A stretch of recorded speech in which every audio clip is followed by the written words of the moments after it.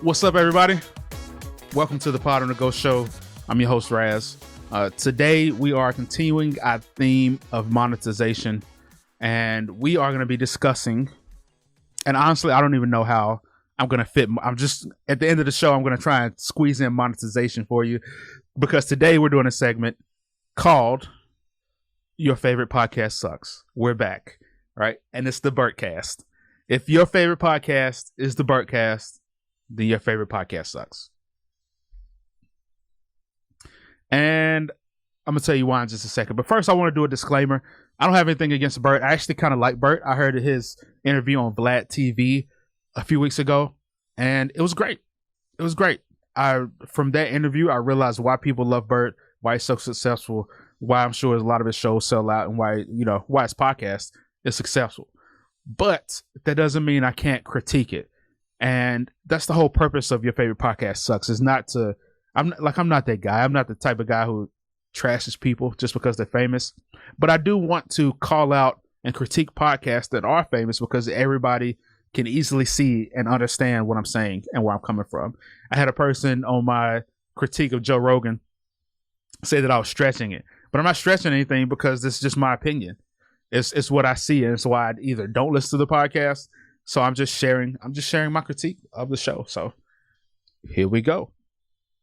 Right. And why it sucks. Number one, skills don't always transfer. If you're a successful comedian, it doesn't mean you're going to be a successful podcaster. If you're 6 foot 6 inches tall, it doesn't mean you're going to be a great basketball player. If you can run a 4.240, it doesn't mean you're going to be a great football player. Skills don't always transfer to another industry, to another platform. The same with podcasting. Just because you are a really funny comedian and people love you and you sell out shows doesn't mean you're going to be a great podcaster. And a lot of times I will ask some of my clients, do you even need to start a podcast?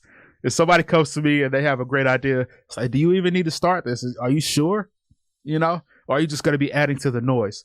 As a podcaster and a person who loves the industry and loves hearing new stories, there's so much noise out there. I wish I could listen to every podcast, but I can't, because there's so much noise.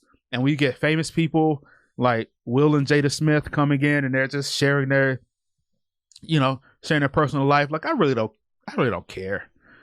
You know what I'm saying? Like, how is this adding to my life outside of learning about drama? The drama that's going on in your household. And it's cool. That's why people are famous, though, is because they take the drama and they give it out to the world to see. I don't really care about all that too much. Like, I want to know what's going to, me personally, some people just love it. Just like there are people who are, believers, Justin Bieber fans, diehard fans. The same thing with Beyonce, the Beehive. Like, people love the people they love. And I'm not hating on that. I love that. But if you start something, what value are you going to bring to the world? And skills don't always transfer because of that. So should you even start a podcast? Or if your skills are telling stories, if your skills are, describing situations and making people laugh and being the center of attention, why would you interview people? The skills aren't the same. Like, so he also has a podcast called Two Bears, One Cave with Tom Segura, and the Bill and Bert Show, I believe it's called, with Bill Burr. I'm sure those are great podcasts. I haven't listened to them, probably won't, but I'm sure those are great podcasts, because that seems to be more where he can shine. His skill set can shine. But I don't know about interviewing people. Like, it's a specific skill set to interview people in a great way. And the next issue is the number one skill you need to have, and that is to shut up. You have to be able to shut up and let your guests talk. When you have an interview guest on your show, you have to be able to help them to dive deep into their story, or to, help them bring out something they haven't told anybody else ever before, that can help them, but also help your audience. The thing I don't like about Bert, and I'm taking this specifically from one interview I saw where he had like Gary on the show, who's a famous white comedian who he's famous because like black people love him. He's he's the whitest black comedian, the blackest white comedian there is in a lot of ways. So like black people love him, and they anyway. But he could Bert couldn't get over there, and it seemed like every story that Gary told, there was always another story that Bert had. There was either to try and top it or to try to relate to Gary, but it just didn't. It just seemed like he was trying to one up him. And I hear a lot of podcasters do this. Especially like famous, more famous podcasters. Like there's always a story where I can one up you. Instead of helping me to dive deep into the mentality of my life or my history or the experience of my life, you're trying to one up me on the show. And that's cool. If you're doing a show by yourself, I love hearing stories especially from comedians, because they have such entertaining, crazy, wild stories. But if you're interviewing somebody, that's not a good skill to have. Hopefully that's something you can learn from it as well. If you're a podcaster or you're going to be coaching somebody else to launch a podcast, help them to realize that interviewing is a skill set. And the biggest part of it is being able to shut up. Yeah, here's something else. And this is not necessarily just Bert, but it's a lot of the comedy podcasts that I have listened to in the past. And they just interview their friends.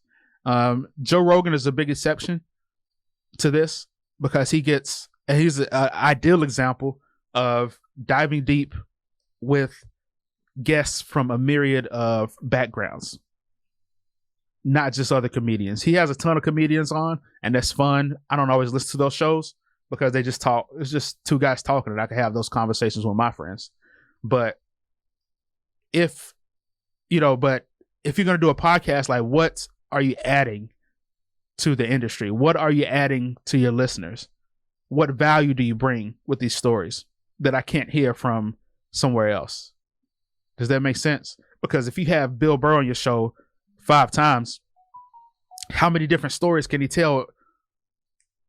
And they do like 2 or 3 hour shows. So it's like, how many different stories can you tell to the same person in 10 hours? That seems like a waste of time to me.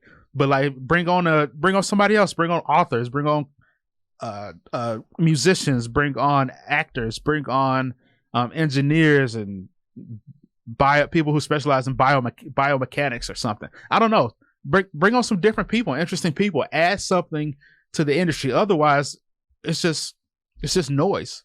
It's just more noise. And I know it helps you, but as a listener, and maybe I'm special because I literally listen to dozens of podcasts every week, and I produce dozens of podcasts every week. I get tired of just hearing the same old stuff over and over, man.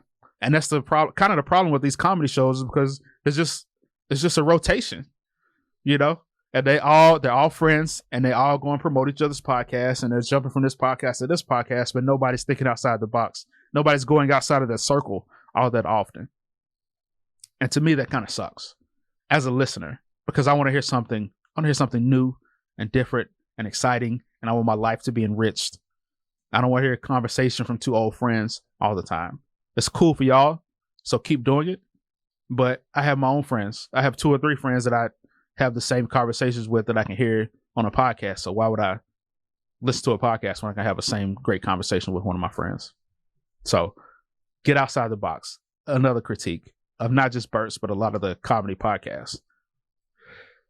And here's where I'm going to try and shoe in some monetization, right? What Bert has done good, really, really good with his podcast. He started early. His first podcast was in 2012 with Joey Diaz, December of 2012, from what I could find, at least on iTunes.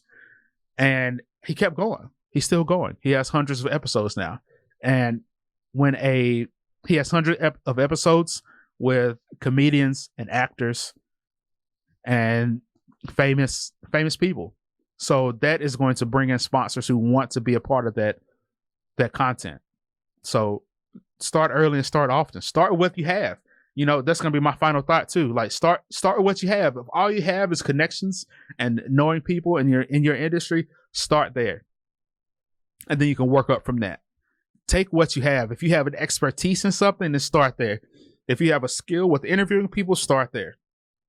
But most importantly, if you have a network of experts or a network of people who are famous or high profile or important, or a network of people that most people never heard of, but they have an expertise in something, then start there. Because at the end of the day, it's not what you know, it's who you know. And that's the beauty of podcasting. If you don't know anybody, you can start a podcast and begin interviewing people. Trust me, it works. It works. That's why I'm here. That's why Bert's here. That's why Joe Rogan's here. Having great guests on your show can help to elevate. You can become famous by association, or you can become successful by association if you start to connect yourself with high profile people in your industry. So that's something I hope you learn from this. And ultimately, at the end of the day, Bert seems like a great guy. I'm sure he's surrounded by people who love him. He's never going to listen to this. This is just for me and you to critique the show, and hopefully you can learn. Hopefully you can learn from some of the critiques I made and improve your show as well. Because something else I've learned is that most professionals are C students. Just by definition, very few people graduate at the top of their class, right? Most people just get by doing doing enough to pass. You could become a doctor with a C. You can become a lawyer with a C. You can become a whatever with a C average. It's possible. You can do all that. You can pass the bar. You can do all this stuff just barely. So if you're going to go into podcasting, please continue to educate yourself. Please continue to try and improve. Please continue to become a better interviewer, become a better speaker, take classes, take courses to become better, so that when you launch your podcast, you can continue to improve and become better every week, every show. And then one day, because at the end of the day, it's all about continued education. Continued education. If high school is where you peaked, or if college is where you peaked, you got a long life ahead of you, because that's only like 20 years. And right now, life expectancy is like 70 or 80 years. So if you are going to continue living your life, the next 50 or so years of your life, and college and high school are your peak, you got a long life. Continue to educate yourself. Continue to grow. Continue to try and become better. That's all you can do. So that's my final thought. Thank you guys for watching. I'm Raz, host of Pod on the Go. This has been your favorite podcast, Sucks, talking about the Bertcast. And I really appreciate you guys watching. Please let me know what you think. And yeah, reach out to me if you have any questions or comments that I can answer on the show about podcasting. I would love to start doing that as well. Just hit me up, Raz, RAZZ, at podonthego.com. All right, guys, ladies and gents, peace out.